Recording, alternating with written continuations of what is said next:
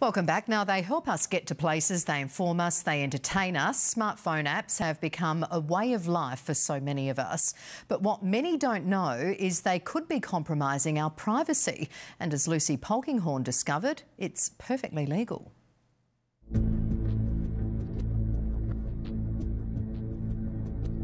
I'd say most people who've got a smartphone or a tablet have no idea what these apps can actually do. To me, it made me feel that they were controlling my whole phone and that I really had no control of it.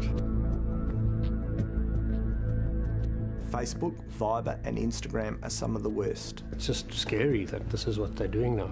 We live in a world that's run on smartphones with free apps that give us the ability to do almost anything, anywhere. Apps have never been cheaper. We can do more things with apps now and software than we've ever been able to do. We blissfully snap away on Instagram, make free calls overseas via Viber, check the latest weather, house prices, map our way, play games and check the stock market. But what many people don't realise is we are actually paying for them. Nobody ever reads the terms and conditions when they should be reading the terms and conditions out there, because sometimes they would think twice about installing these apps. While we may not be paying money, according to Adelaide's tech expert Richard Pascoe, we are trading something even more valuable. It can look at your phone records, it can look at your SMS details, and can look at your contacts as well. It can actually alter if you have a USB device connected to it, it can actually alter anything on that device as well. It started off with Viber, basically wanting to use your camera to record without your permission and to record audio without your permission, to make phone calls without your knowledge. Willem Herbst had a number of free apps on his Android. It was only when he started receiving update reminders that he discovered what he had agreed to when he installed these apps. As I started reading through all the other apps, that they were all doing it. They were all adding in this recording audio and video without your knowledge, reading through your contacts, making new accounts, deleting accounts, changing passwords. Feeling his privacy had been compromised, Willem stopped installing apps altogether. The scary part is that you're holding a phone that anybody can look at what you're doing, read what you're doing, listen to what you're doing, record it all and do whatever they like with it. Is the world heading in a way where we actually have no privacy at all? Your private information is no longer private. Every time we install a free app, we're giving the app maker approval to use our information any way they like, usually for advertising purposes.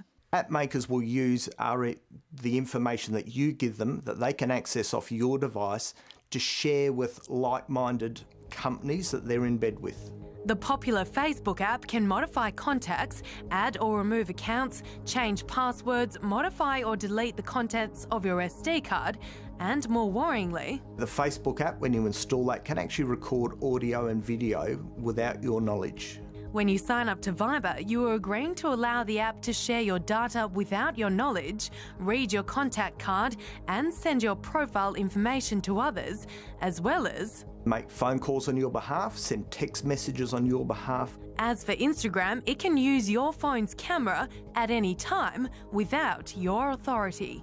And it's all clearly documented in the app permissions section. Richard, how do we find out what information these apps can access? So we find the app that we want to install. So for the example, we're going to use Angry Birds. We click on the install button. Then the app permissions comes up in the middle of the screen and we click on See All. And then we can see that Angry Birds can modify or delete our USB storage. It knows our location and it can read phone status and identity. The trouble is, how many of us actually read these vital clauses? Do you download apps on your phone? I do. Do you read the app permissions before you install these free apps? No. No. No. Not usually, no. This app can access the following and all that information is no longer yours.